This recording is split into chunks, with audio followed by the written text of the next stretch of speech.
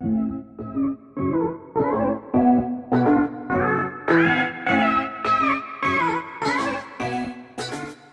que vous êtes déjà posé la question de qu'est-ce que ça veut dire qu'avoir une bonne UX? Parce qu'on est nombreux à vouloir que notre site ou notre application mobile ait une bonne UX. Et qu'est-ce que ça veut dire en fait? Est-ce que ça a du sens d'ailleurs de dire que quelque chose peut avoir une bonne UX? En fait, globalement, qu'est-ce qui fait la qualité d'un site internet ou d'une application mobile? Est-ce que c'est un expert qui détient cette vérité? Est-ce que c'est lui qui peut assurer la qualité d'un site internet ou d'une application mobile? Est-ce qu'un PO, un UX, quel qu'il soit, ou un développeur pourrait le faire? Pourrait le dire? Pourrait mesurer comme ça la qualité d'un site internet et sa bonne UX? Est-ce que c'est donc son savoir, son expertise qui peut lui faire dire quel site est bien et quel autre ne l'est pas? Ou est-ce que ce sont ceux qui utilisent le site, ou l'application mobile hein, d'ailleurs, qui font foi? En expérience utilisateur, on va plutôt considérer que c'est l'utilisateur qui détient cette vérité. En fait, qui sinon la personne qui utilise le site internet pour définir s'il est satisfait de son utilisation ou non? Aussi, comment est-ce qu'on définit le succès d'un site internet ou d'une application mobile? Bon, évidemment, il convient de dire que le succès de ce site ou de cette application mobile hein, dépend de ce que ses utilisateurs sont satisfaits. Mais pas que. Vient aussi la question de l'objectif. Qu'est-ce que le site internet, par exemple, doit permettre de faire? Et quel comportement doit-il déclencher chez ses utilisateurs pour considérer qu'il est un succès? En fait, quels sont ses objectifs à ce site internet? On voit ici se dessiner deux axes qui sont vraiment loin d'être exclusifs, au contraire. Ils ont même tout de complémentaire. Qu'est-ce que veut réaliser comme tâche l'utilisateur de notre site internet? Ce serait plutôt le premier axe. Autrement dit, pourquoi est-ce que l'utilisateur viendrait sur notre site internet? Ce serait plutôt quel comportement des utilisateurs garantissent le succès de notre site internet? Autrement dit, qu'est-ce qu'on veut que les utilisateurs fassent? Si on prend par exemple le cadre d'un site de voyage, on pourrait se dire que l'utilisateur souhaite par exemple acheter un billet de train. Les concepteurs, eux, vont dire de leur site internet qu'il est un succès si effectivement il permet de vendre des billets de train. Mais alors, comment est-ce qu'on pourrait mesurer la qualité de ce site internet, de ce service plus globalement? Et si ça n'est pas un succès, comment est-ce qu'on pourrait faire en sorte qu'il le devienne? Je m'appelle Maxime, et dans cette vidéo, nous allons voir ensemble le principe d'une démarche centrée utilisateur pour votre site internet ou votre application. On ne parlait pas innocemment de vente de billets de train dans notre exemple. Parce que ouais, bon, aujourd'hui ça date un peu, mais en 2022 sortait SNCF Connect. Donc c'était un site internet et une application mobile aussi qui alliait toujours d'ailleurs, les services de Magare SNCF, Wigo, Thalys, Eurostar, TGV Nui Pro, etc., etc., plusieurs services. Et à sa sortie, beaucoup d'encre a coulé. On déplorait beaucoup la nouvelle application qui sortait à ce moment-là, et en tête venait la problématique du parcours de réservation de billets, et notamment le moteur de recherche. Ce que je vous propose de faire, pour mettre en tension un peu toutes les premières questions qu'on a vues tout à l'heure, c'est d'aller analyser le parcours de réservation de billets de SNCF Connect ensemble. Pour ce faire, pour commencer, on va se baser sur ce que les auteurs appellent une analyse experte, c'est-à-dire l'utilisation de grilles, telles que les critères ergonomiques de Bastien Escapin, ce qui va nous permettre d'identifier, ou non d'ailleurs, l'application de, on ouvre les guillemets, bonne pratique, on ferme les guillemets, sur les parcours qu'on va analyser ensemble. On y va? Imaginons donc qu'on se rende sur le site internet de SNCF Connect. On est dans ce cadre fictif où je suis avec un ami et tous les deux on souhaite partir, admettons, à Strasbourg. Je me rends donc sur le site SNCF Connect et qu'est-ce qui se passe? Donc je rappelle ici, on va simplement appliquer les critères ergonomiques de Bastien Escapin et on va voir si cette seule validation des critères ergonomiques, autrement dit, qu'est-ce qui va, en termes de critères, faire que l'interface est ergonomique. Si tous sont respectés, alors a priori, l'interface est plutôt bonne. On va voir ça. Donc je me rends sur SNCF Connect. Qu'est-ce qui se passe? On note en premier lieu que que je veux faire, c'est de réserver des billets de train pour deux. Ce qui se passe ici, en termes de guidage, c'est que c'est plutôt pas mauvais. On va avoir un accès assez facile à la barre de recherche. J'imagine que c'est là que tout va se jouer pour moi. Pour autant, on va noter qu'elle est assez déclassée dans l'architecture, et c'est peut-être le souhait d'ailleurs des concepteurs. Elle reste identifiable, elle n'est pas mise non plus complètement en avant. Ce qui est réellement mis en avant, ici on le voit, c'est en jaune et c'est plus haut, du point de vue donc de l'interface. C'est tout simplement les bons plans, les bons flash et les jours incroyables. Un petit bémol que j'ai envie de noter, on va ici parler d'adaptabilité et d'action explicite, mais aussi de signifiance des codes, ça fait beaucoup de critères. Pour dire quoi? Eh bien tout simplement que sur une barre de recherche, sur un site de réservation de billets, que ce soit de train ou d'avion ou autre, En général, moi je suis habitué, et c'est pour ça qu'on va parler d'usage conventionnel de code, on va parler des signifiances des codes, c'est tout ce qui est présent déjà dans ma tête et auquel je suis habitué. Un peu comme si vous voulez les panneaux de signalisation routière. Je sais que un panneau sens interdit, ça veut dire n'y va pas, sans que j'ai besoin de réfléchir. Et en fait, sur la plupart donc, des sites qu'on va retrouver de réservation de billets, train ou avion, il est noté, la plupart du temps, un lieu de départ en premier lieu, un lieu d'arrivée et puis une date. Or, c'est pas du tout le format auquel je suis ici confronté. Ce qu'on me demande, c'est là où je comprends où on va en venir, on va parler donc d'une bonne action explicite, je sais ce que je dois faire, puisque le placeholder dit où voulez-vous partir. Le placeholder d'ailleurs n'est pas seul, puisque on a tout bonnement aussi le titre, chercher une destination, un trajet, un numéro de train, etc. Donc je clique dessus et qu'est-ce qui se passe? Il y a une petite animation, on me déroule, on m'amène tout en bas, et surtout, on me permet de me focaliser uniquement sur ce moteur de recherche. Alors, plusieurs bonnes choses, c'est qu'effectivement, donc, je peux me concentrer, mettre la focale purement sur ce moteur de recherche, lequel me demande donc où est-ce que je veux partir, donc j'imagine que je peux noter par exemple Strasbourg. Il y a des choses qui me gênent un peu. C'est notamment les recherches récentes, ça pourrait être aussi les recommandations. On a par exemple ici Strasbourg qui apparaît en 2 fois, et je ne sais pas trop pourquoi. Est-ce qu'il y a une différence entre l'un ou l'autre? On peut voir que les deux sont surlignés au passage de mon curseur, de ma souris. Et également, ce qui est peut-être dommageable, c'est que certes, on met la focale, ce qui me permet vraiment de me concentrer sur cette zone-là de l'interface. Néanmoins, il y a quand même beaucoup d'informations qui apparaissent d'un peu toutes les couleurs, sans que d'ailleurs elles soient vraiment lisibles pour moi. Alors, il y a quand même un bon point dans cette affaire, on va parler ici de groupement des items. Littéralement, les informations font des groupes, ce qui me permet donc de traiter les informations par groupe, et non pas en somme, c'est-à-dire regarder toutes les informations et faire moi-même la somme pour les distinguer. Non, ici, le traitement visuel des informations me permet de répartir mon attention de manière groupée. Donc, soit ce groupe-ci, soit ce groupe-là, etc., etc. Pour autant, on peut le voir, il y a des choses qui sont vraiment pas claires pour moi. Par exemple, sur la ligne de Strasbourg, je reconnais ici l'icône d'un train. Et puis, il y a les informations en couleur, K1, 5D, 5V+, etc. Et ça, je ne sais pas à quoi ça fait référence. Peut-être par déduction, avec mon niveau de connaissance très bas en ce domaine, je me dis que c'est peut-être les transports en commun auxquels j'aurais accès depuis la gare de Strasbourg. Rien ne me le confirme. Si je connaissais un peu peut-être mieux la gare de Strasbourg, je serais peut-être mieux au courant, mais là, pour le coup, je ne sais pas forcément à quoi ça fait référence. Et donc c'est un peu dommage parce que certes, on met la focale sur cet endroit-là de l'interface, pour autant, on va quand même parler d'une certaine charge de travail, puisqu'il est question d'essayer de comprendre, tout le moins, des informations que je ne saisis pas. Donc dans mon exemple, je veux partir à Strasbourg. Ok, donc là c'est vraiment intéressant. L'interface prend la chose un peu à l'envers, c'est-à-dire que je renseigne d'abord mon lieu d'arrivée, et maintenant, une fois que j'ai renseigné mon lieu d'arrivée, je vais pouvoir renseigner mon lieu de départ. C'est marrant, je m'attendais plutôt à faire l'inverse. Pour autant, si on doit se consacrer uniquement là sur les valeurs qui sont affichées à l'écran, on a plutôt un bon point et à la fois un mauvais point. Je vais commencer par le bon. En termes de guidage, c'est intéressant parce que toujours pareil, il y a cette logique de focale par l'animation. Je peux me concentrer largement sur ce qui est affiché un peu en surbrillance sur mon écran. Puis je vais pouvoir renseigner mon lieu de départ, et c'est une même liste qui ressemblait à celle des lieux d'arrivée. Je comprends assez globalement facilement ce que je dois faire. Pour autant, on va parler d'une problématique de groupement, distinction des items. C'est étonnant, effectivement, parce que le choix de départ est décorrélé en dessous par une sorte de mur qui serait le lieu d'arrivée. Comme si les choix ici proposés appartiendraient mieux au choix d'arrivée qu'au choix de départ. Une liste, si je veux pouvoir la rattacher à mon lieu de modification, il faut qu'elle soit strictement collée. Or, ici, elle est séparée par mon lieu d'arrivée. Bon, je chipote, mais ça peut faire la différence. Quand même, par le parcours que je viens de traverser, ça paraît relativement clair. Donc on va dire que je pars, moi, d'Aix-en-Provence. Là, il y a quelques informations me concernant, donc je vois lieu de départ, lieu d'arrivée. Parmi qui voyage, eh bien, il y a moi, mais comme on l'a dit tout à l'heure, dans mon exemple, on va être deux. Alors déjà, moi, dans cet exemple, on n'a qu'à dire que j'ai moins de 30 ans. On va dire que j'ai 24 ans, ça me rajeunira un peu.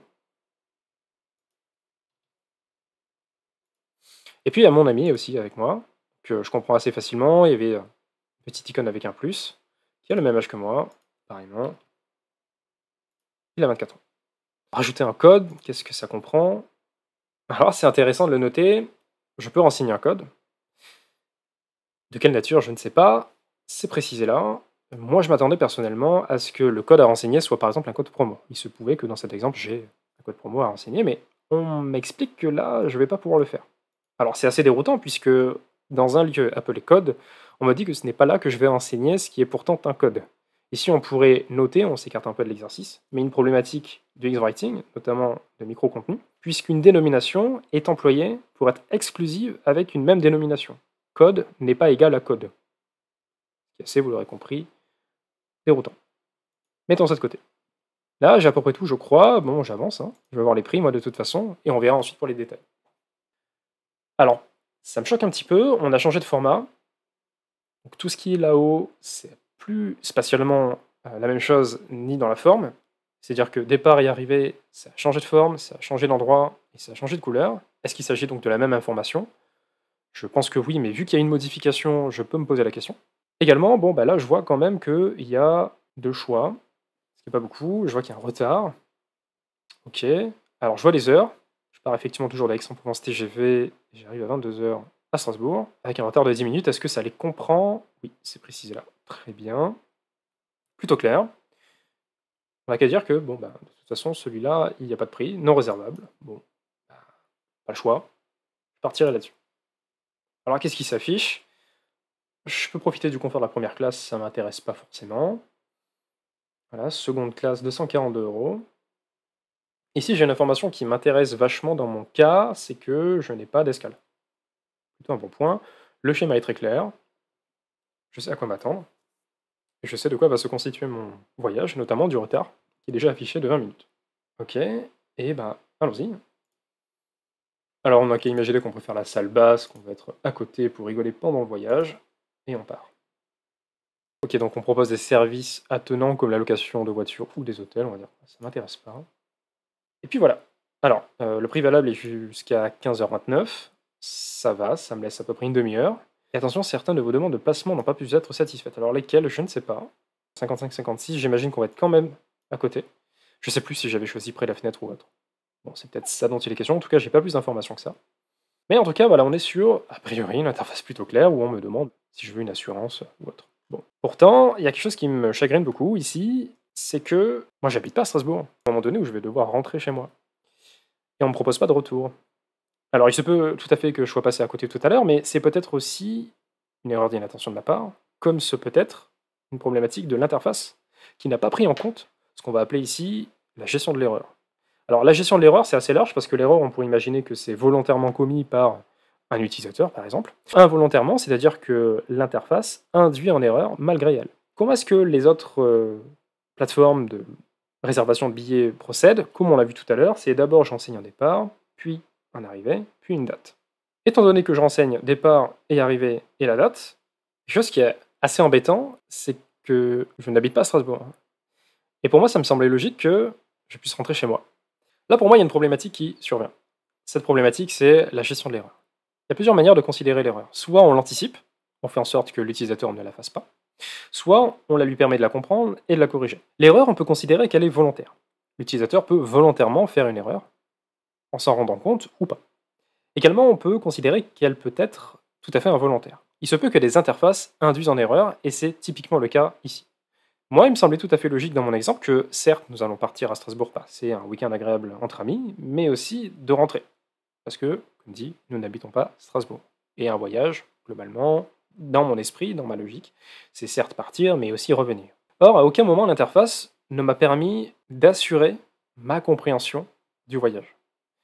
Finalement, c'est à moi de me rendre compte ici, il me fallait rajouter un billet de retour. Or, si on avait prévu ça depuis le début, c'est-à-dire je renseigne mon lieu de départ, mon lieu d'arrivée et ma date, comme conventionnellement on peut les voir sur les sites de réservation de billets X ou Y, mais aussi de préciser plutôt le lieu du retour, quitte à ce que je le décoche si jamais c'est un aller simple, ce qui peut-être arriverait dans moins de cas, mais au moins que l'interface aille effectivement dans mon sens premier, et donc m'évite cette erreur. Parce que là, concrètement, il se peut deux sortes de situations. Soit je valide le panier, et j'imagine que, vu que c'est assez logique dans mon esprit, que ce que je paye là, c'est et l'aller et le retour, ce qui peut être donc dramatique le jour où je vais chercher à rentrer, ou que je me rende compte une fois que j'ai payé, eh bien qu'en réalité les 242 euros, ça ne concernait que l'aller, et que peut-être j'avais pas assez de budget pour prendre les deux, ou alors un peu moins dramatique, mais très embêtant quand même, eh ben la logique c'est que j'ajoute un autre billet.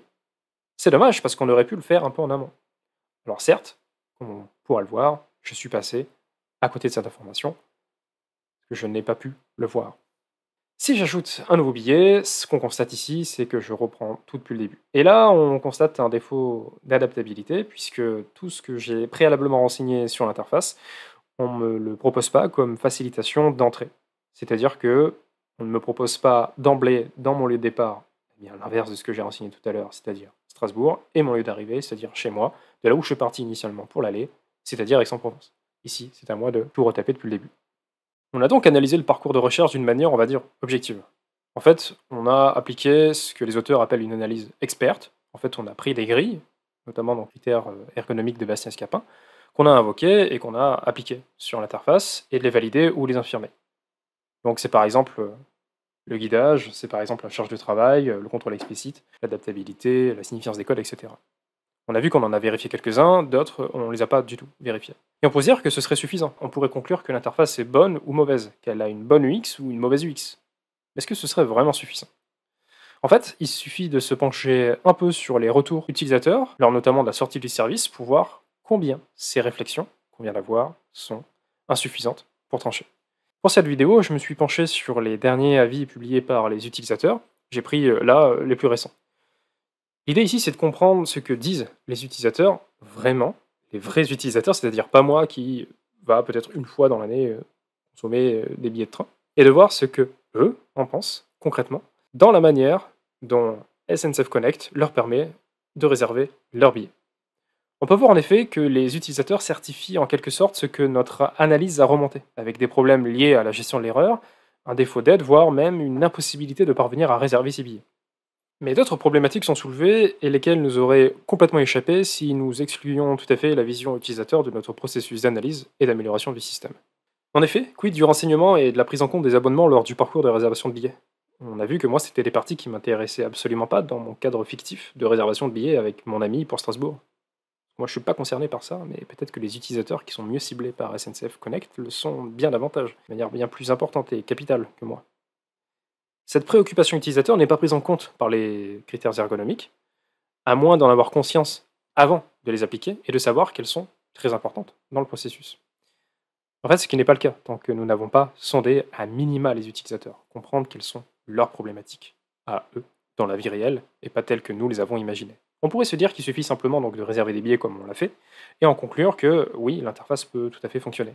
On pourrait l'améliorer dans un certain sens, mais ce serait complètement occulter ce qui fait la problématique principale des utilisateurs, comme le remontent les retours utilisateurs. Mais aussi, quid de la logique de remboursement des billets, de l'impression des billets? Tous ces sujets d'importance pour les utilisateurs, ils ne peuvent pas nous apparaître tant que nous, on ne s'est pas confondu avec le quotidien et l'activité réelle des utilisateurs. Ces sujets ne vont pas nous apparaître tant que nous ne les rencontrons pas à minima, soit pour échanger avec eux, soit au moins de se pencher sur leur cas, et notamment sur les problématiques qu'ils rencontrent sur le terrain.